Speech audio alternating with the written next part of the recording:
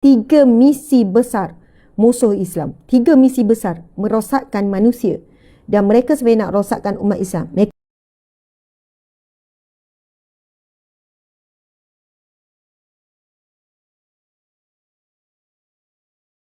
Okey, muslimin muslimat. Saya baca, sahabat-sahabat ikut. Bismillahirrahmanirrahim. Ani Zubair bin Adiyi qala atayna Anas bin Malik radhiyallahu anhu fashakawna ilaihi ma nalqa minal hajjaj faqala isbiru fa innahu la ya'ti zamanun illa walladhi ba'dahu syarrun minhu hatta talqaw rabbakum sami'tuhu min nabiyyikum sallallahu alaihi wasallam. Rawahul Bukhari, hadis sahih riwayat Bukhari. Hadis sahih riwayat Bukhari. Yang bermaksud daripada Zubair bin Adi radhiyallahu anhu bahawa beliau berkata, kami telah datang kepada Anas bin Malik. Lalu kami mengadu kepada beliau tentang apa yang kami hadapi daripada Al-Hajjaj. Masya Allah, Allahu Akbar. Muslimin muslimat. Okey, siapa yang cerita ni? Daripada Az-Zubair bin Adi. Bahawa beliau berkata radhiyallahu anhu. Maksud Zubair bin Adi ni juga adalah seorang sahabat Nabi. Dia pergi bertemu kepada Anas bin Malik. Kita tahu Anas bin Malik ini adalah seorang sahabat Nabi yang sangat dekat dengan Nabi. Anas bin Malik. Subhanallah. Sahabat Nabi yang daripada kecil lagi. Kan subhanallah membesar melihat dan mendapat di antara perawi hadis yang besar penafsir Al-Quran, Anas bin Malik. Muslimin muslimat. Anas bin Malik beritahu. Kan siapa ni yang pergi jumpa? Az-Zubair bin Adi pergi jumpa Anas bin Malik. Lalu mengadu kepada beliau tentang apa yang kami hadapi daripada Al-Hajjaj. Nanti kita tengok siapakah Al-Hajjaj ni. Masya Allah. Beliau pun berkata, bersabarlah kamu semua. Kerana sesungguhnya tidaklah datang satu zaman, melainkan zaman selepasnya lebih teruk daripadanya, sehinggalah kamu bertemu dengan Tuhan kamu. Aku telah mendengarnya daripada Nabi kamu. Hadis riwayat Bukhari. Subhanallah. Anas bin Malik ni muslimin muslimat. Bila Az-Zubair bin Adi kan mengadukan tentang ada masalah, ada ujian, kan, mengadukan tentang perihal buruk yang dilakukan oleh Al-Hajjaj, lalu beliau pun berkata, sabarlah kamu semua, bersabarlah, bertahanlah. Kerana sesungguhnya tidaklah datang satu zaman, melainkan zaman selepasnya lebih teruk. Maksudnya sabarlah kamu, lepas kamu ni lebih teruk. Kalaulah nanti orang yang zaman selepas tu datang mengadu, ujian masalah ataupun cabaran-cabaran dalam buat kerja dakwah, samalah ia akan jadi. Maksudnya semakin lama, semakin akhir zaman, sebenarnya ujian lebih berat, fitnah lebih besar, cabaran lebih besar. Sehinggalah kamu bertemu dengan Tuhan kamu. Aku telah mendengarnya daripada Nabi kamu. Subhanallah. Hadis ini adalah Sahih Bukhari. Kamu semua bertemu dengan Tuhan kamu, yakni kamu didatangi oleh maut. Kata-kata ini ditujukan kepada semua orang, bukan hanya kepada orang yang datang menemui Anas bin Malik. Subhanallah, Allahu Akbar. Disunatkan dan digalakkan dan sangat dituntut bersabar dan menghadapi ujian dan bersegera melakukan amal soleh.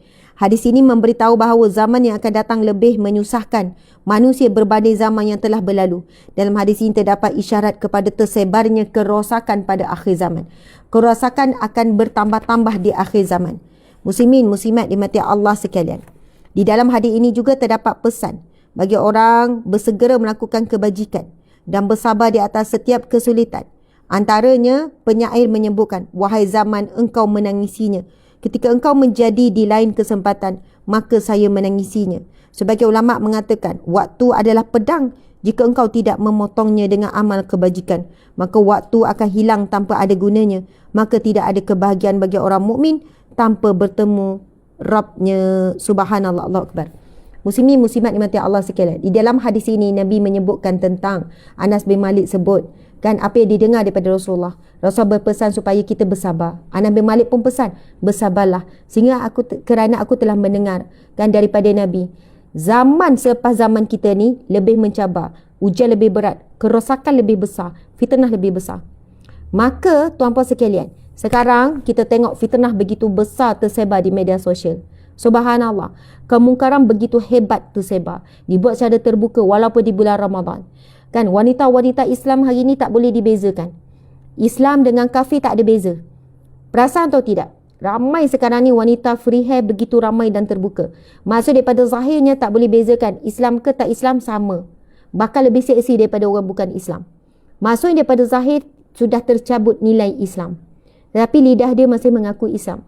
Subhanallah muslimin muslimat. Saya ada ramai kawan-kawan yang mana mereka ni berkawan dengan golongan-golongan yang ialah jutawan, bilioner, orang-orang yang tak jutawan bilioner pun, maksudnya orang-orang yang kehidupannya memang tidak ada nilai-nilai Islam langsung.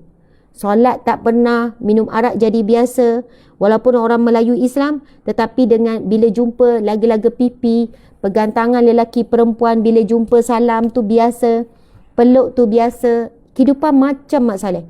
Siapa orang Melayu Islam kita? Sangat ramai sebenarnya. Cuma mereka ni ramai yang tidak dedahkan di media sosial. Tapi kehidupan mereka sangat sosial. Arak itu minuman biasa. Bertukar pasangan itu biasa. Bertukar pasangan itu biasa. Ini pengalaman saya jadi perunding cara lah. Kan, subhanallah. Datang pasangan, suami isteri mengaku apa yang mereka buat. Dan mereka nak taubat. Kan, mereka nak berubah. Ada isteri saja datang. Kadang suami saja datang. Ini pengalaman saya kerja jadi perunding cara rumah tangga. Ada wanita yang mengaku, Ustazah, saya ni gini, teruk sangat. Kami ni, kami mengamalkan open marriage, dia kata. Open marriage. Masa tu saya tak berapa faham benar apa open marriage ni. Maksud open marriage, perkahwinan terbuka. Macam Mak Saleh lah Ustazah, macam Mak Saleh. Apa maksud macam Mak Saleh ya? Kami ni berkahwin, ikatan perkahwinan atas dasar ikatan rasmi saja. Maksudnya ikatan perkahwinan atas dasar secara formalnya, ya kami suami isteri. Tapi kami berdua sama-sama open. Kami tidak mengikat diri kami untuk saling setia. Tidak mengikat diri kami untuk begini-begini. Maksudnya tak terikat dengan hukum hakam ni. Tidak terikat. Saya pun tanya lagi apa maksud. Contohnya, suami saya bagi kebebasan dengan siapa saya nak keluar dengan lelaki mana ke. Bahkan kami bebas untuk melakukan seksual dengan siapa-siapa. Suami saya dengan mana-mana perempuan ke, saya pun tak ada masalah. Saya dengan mana-mana lelaki sampai tingkat buat zina pun tak ada masalah. Walaupun kami saling tahu, tapi it's okay, kami okay. Yang penting atas kertas kami suami isteri, dan yang penting janji kami adalah kami kena jaga, rahsiakan. Yang penting saya rahsiakan, suami rahsiakan. Yang penting saya tak tahu. Tapi maksudnya kami bukan anggap itu adalah tidak setia. Sebab macam tu lah gini. Saya berdengar tu kan, saya kata astaghfirullahalazim. Ada yang macam ni kehidupan yang dahsyat. Ini cerita 10 tahun yang lepas ni tuan-puan sekalian. Yang tukar-tukar pasangan bila berjumpa, kawan baik, dua pasang kawan baik. Kan, pergi hotel, tukar pasangan. Ni dengan suami ni dengan isteri ni, tukar pasangan. Tuan-puan sekalian, untuk makluman, bab tukar pasangan ni, orang panggil swing partner. Swing partner ni, suami isteri tukar pasangan ni, sebenarnya di media sosial, dia ada grup mereka. Memang ada grup FB, grup apa ni, memang ada muslimin muslimat. Ada grup ni, mereka offer terbuka je. Siapa hujung minggu free, kita swing. Macam tu ayat.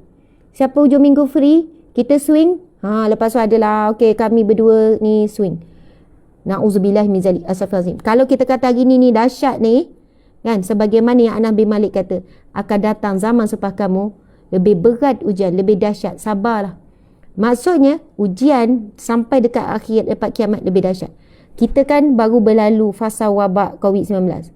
Adakah kita rasa tak ada wabak? Lepas ni akan ada wabak lebih dahsyat daripada COVID-19. Ada wabak yang mungkin bila kena, ini bukan nak menakutkan. Maksudnya, pesanan untuk kita adalah, bila datang berhadapan dengan ujian, sabar.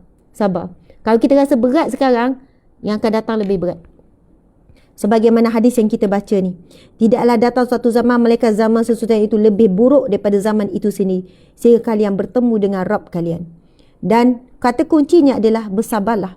Sebenarnya ada mereka kata bersabarlah kalian. Kerana sesungguhnya tidak datang suatu zaman malaikat zaman sesuatu itu sudah tentu buruk daripada zaman itu sendiri. Jadi kalian bertemu Rabb kalian. Ucapan seperti ini pernah saya dengar daripada Nabi Muhammad sallallahu alaihi wasallam. Hadis sahih daripada di Bukhari daripada Anas bin Malik. Muslimin muslimat dimati Allah sekalian. Kita rasa takut kan? Kita rasa sedih dengan ujian hari ni macam berat. Kita sedih tengok. Sebalas saya tengok satu video bagaimana 3 misi besar musuh Islam. 3 misi besar merosakkan manusia. Dan mereka sebenarnya nak rosakkan umat Islam. Mereka rosakkan 3 teras utama. Mereka rosakkan 3 teras utama. 3 teras utama. Yang pertama, rosakkan ibu-ibu, wanita-wanita dalam setiap rumah. Rosakkan ibu-ibu. Subhanallah. Mereka kata okey, rosakkan keluarga. Kedua, kan, rosakkan jatuhkan alim ulama. Yang ketiga, rosakkan para pemimpin. Rosakkan para pemimpin. Yang pertama, bagaimana nak runtuhkan keluarga? Fokus runtuhkan para wanita, para ibu-ibu. Muslimin muslimat. Kita minta maaf yang kecil hati orang lelaki ya. Kalau dah sebuah rumah tangga, kalau lelaki tu rosak, lelaki tak semayang, lelaki buat perangai, tapi kalau ibu ini kuat, insya-Allah tetap bertahan. Anak-anak akan okey. Tapi kalau bapa kuat tapi ibu problem, ibu tak semayang, ibu tak tutup aurat, ibu akhlak buruk, dia sangat mempengaruhi anak-anak. Sebab itu yang mereka target kalau nak rosakkan sebuah keluarga. Sebab rosak sebuah keluarga, rosak 10 buah keluarga, rosak 20 buah keluarga, akan rosak masyarakat. Akan rosaklah bangsa. Akan rosaklah sesuatu ketamadunan. Maksudnya, tak payah fokus besar. Fokus kepada ibu kerana rosak seorang wanita, rosak seorang isteri, maka rosak seluruh keluarga. Yang kedua, mereka kata rosakkan alim ulama. Bagaimana dengan rosakkan alim ulama? Para guru, mereka kata taburkan fitnah. Jadikan masyarakat tidak menghormati alim ulama. Jadikan masyarakat tidak menghormati para guru. Remehkan para alim ulama dan meremehkan guru. Maksudnya, bila mereka nak target alim ulama supaya alim ulama rosak, mereka susah. Para pendakwah, para ilmuwan, nak target mereka supaya mereka rosak, cabaran. Tetapi hari ini kita boleh tengok dah ramai pendakwah, ramai dah ilmuwan pun ni. Subhanallah. Maksudnya, tapi mereka target masyarakat. Kita tengok hari ini, masyarakat tidak menghormati alim ulama. Alim ulama pun dikeji, dihina, dicaci, dimaki, selamba je. Alim ulama hebat ni, besar ni. Alim ulama yang hafal Al-Quran ni, kamu hafal Quran kata? Tak. Alim ulama yang hafal berpuluh beribu hadis ni, kamu hafal hadis tak? Tak. Alim ulama yang memang memuakarkan diri ni untuk ilmu ni. Kita tengok macam Tok Guru Haji Adi, kan, Tuan Guru Haji Abdul Hadi. Minta maaf lah kalau siapa yang tak suka dan sebagainya. Tapi saya membesar dengan kuliah Tok Guru Haji Abdul Hadi. Setiap hari mak ayah akan bawa, setiap hari Jumaat. Daripada kecil sampai besar. Tetapi bagaimana kerana perbezaan politik. Tak sedar dah dia tu ulama besar. Tuan Guru Haji Abdul Hadi tu, subhanallah, seorang ulama yang disegani seluruh dunia. Bahkan ulama-ulama dunia yang besar-besar, alim-alim soleh yang besar-besar di luar negara tu, kau datang Malaysia, pergi jumpa, menghormati, memuliakan. Bila Tuan Guru ni pergi ke perhimpunan persidangan alim ulama dunia, ini adalah golongan ulama yang diiktiraf di peringkat dunia. Hanya beberapa orang saja, termasuk Tuan Guru Haji Abdul Hadi. Tapi kerana politik, subhanallah, Allahu Akbar, tak fikirlah dia alim ulama ke apa. Tetapi dengan kerana perbezaan, kan, pegangan, prinsip dan sebagainya, caci, maki, hina tu macam tak ada perasaan. Muslimin muslimat dimati Allah sekalian, tak ada perasaan berdosa tu. Tapi itulah yang berlaku pada hari ini. Bagaimana alim ulama, kan, dijadikan apa? Dijadikan musuh bagi orang Islam sendiri. Padahal musuh kita sebenarnya adalah al-kafirun, al-musyrikun, kan, Yahudi, Israel, Nasrani. Tetapi saling bermusuh kerana apa? Perbezaan sedikit, dan berjaya sangat agenda mereka. Dan yang ketiga, bagaimana merosakkan pemimpin. Apabila pemimpin ni saya tak ingatlah, pemimpin dirosakkan dengan semalam. Pemimpin ni bila dirosakkan, saya tak ingat bagaimana pemimpin dirosakkan, ialah menjadikan pemimpin itu bukan pemimpin yang amanah. Pemimpin yang dipilih bukan pemimpin yang daripada golongan-golongan yang berkaliber, bukan orang yang beriman, bukan orang soleh. Akhirnya pemimpin tidak memimpin dengan jalan yang benar. Begitulah muslimin muslimat dimati Allah sekalian. Ya ustazah, takut zaman sekarang orang tak takut dan hina alim ulama. Muslimin muslimat, sebenarnya alim ulama ini para wali Allah. Apa maksud wali Allah? Wali Allah ni umumnya mereka yang beramal soleh, bukan wali Allah yang ada karamah tu saja. Kita semua adalah, jika kita beramal soleh, kita jaga hukum ahkam Allah, kita taat perintah Allah, kita semua adalah di kalangan para wali. Wali Allah ini mereka dekat dengan Allah. Wali ni apa? Penjaga agama Allah. Kalau kita sebut wali, ayah adalah wali. Wali ni apa? Penjaga. Sebab itu bila kita sebut ya Allah, ya wali, ya wakil, kan ada nama Allah ya wali, yang menjaga. Maksudnya wali Allah ini mereka yang menjaga agama Allah. Sebab itu alim ulama ni wali Allah, penjaga agama Allah. Dan Allah isytiharkan siapa yang mengganggu dan menyakiti kan para waliku, mereka sedang memerangiku. Maksud Allah murka, Allah isytihar perang, Allah marah sangat. Umpama mereka ini memerangiku. Siapa yang menghina, siapa yang mencerca, siapa yang menyakiti para waliku. Siapa para wali Allah? Mereka yang menjaga agama Allah. Pendakwah ke kan, yang ikhlas lah ni. Subhanallah, para alim ulama, Masya Allah, ini para wali Allah ini, para penjaga agama Allah ni. Memang kerja mereka menyebarkan agama Allah, mencegah kemungkaran, menyebar kebaikan, menyebarkan ilmu dan sebagainya. Sebab itu ramai dengan kita yang tak rasa berdosa ni kerana tidak menuntut ilmu. Subhanallah, Allahu Akbar. Kadang kita rasa lah kita tulis sikit je, kita tulis komen sikit je di page Tuan Guru Datuk Dr. Zukil Al-Bakri contohnya. Sebab pernah jadi ahli politik, pernah jadi timbalan menteri. Padahal dengan lantikan ni bukannya dengan lantikan politik kan. Subhanallah, itu pun telah mengumpul haters. Kadang-kadang update sesuatu terus ada je yang caci maki. Kadang bila kita tengok, saya kena maki, saya bukan alim ulama tuan-puan sekalian. Saya bukan sampai tahap macam para guru ni. Siapa saya nak kena maki, okey lah kan. Tapi bila tengok yang kena maki tu alim ulama, orang soleh, orang yang kita tengok pada zahir dengan tawaduk, merendah diri, kata-katanya pun tak pernah hina, tak pernah maki orang, tak pernah menyakiti. Tetapi teganya hati manusia yang begitu keras, begitu kasar, begitu hitam hari ni untuk menghina, mengkeji alim ulama ni tanpa ada batasan. Batasan syariat tu langgar dah. Jadi na'udzubillah min zalik, inilah di antara bentuk-bentuk kerosakan akhir zaman yang Nabi sebut. Apabila para alim ulama itu jatuh, bukan kerana alim ulama itu, tapi kerana masyarakat ini menjadi hilang akhlak, hilang adab, hilang rasa berdosa.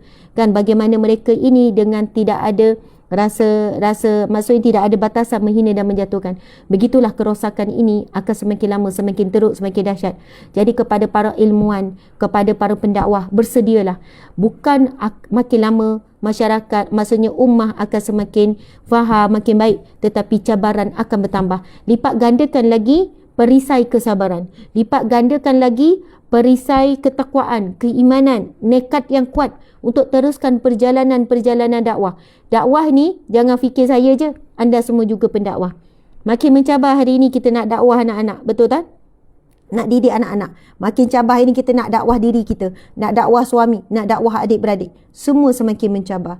Tetapi insya-Allah dengan nekat yang kuat, subhanallah, sebagaimana mencabar kita nak buat kerja-kerja baik akhir zaman ni, begitu juga pahala semakin bertambah. Dan insya-Allah apa yang kita buat Allah pandang. Walaupun hasil kita tak sempat tengok ketika kita hidup, tetapi Allah tetap menilai ia adalah satu perjuangan yang sempurna. Sebab kesempurnaan suatu perjuangan dalam kita berdakwah pada ahli keluarga, dakwah pada kawan-kawan, bukan pada hasil, tetapi bagaimana istiqamah kita sampai mati dalam perjuangan. Kan, kesempurnaan itu bukan pada hasil ya, bagaimana istiqamah kita dalam perjuangan sampai mati. Itulah kejayaan yang sebenar. Alhamdulillah muslimin muslimat, kita membacakan hari ini salah satu hadis yang mana dipesan oleh oleh Anas bin Malik, kan, supaya kita banyak bersabar kerana apa yang akan berlaku akan datang, ujiannya lebih berat, fitnah lebih berat, kerosakan lebih banyak. InsyaAllah teruskan perjuangan. Mohon maaf salah dan silap. Terima kasih kepada semua sahabat-sahabat, tuan-puan dimati Allah sekalian. Sayang semua kerana Allah, kerana Rasulullah. Di sini kita bertemu, di syurga Allah kita bersatu. Amin ya rabbal alamin.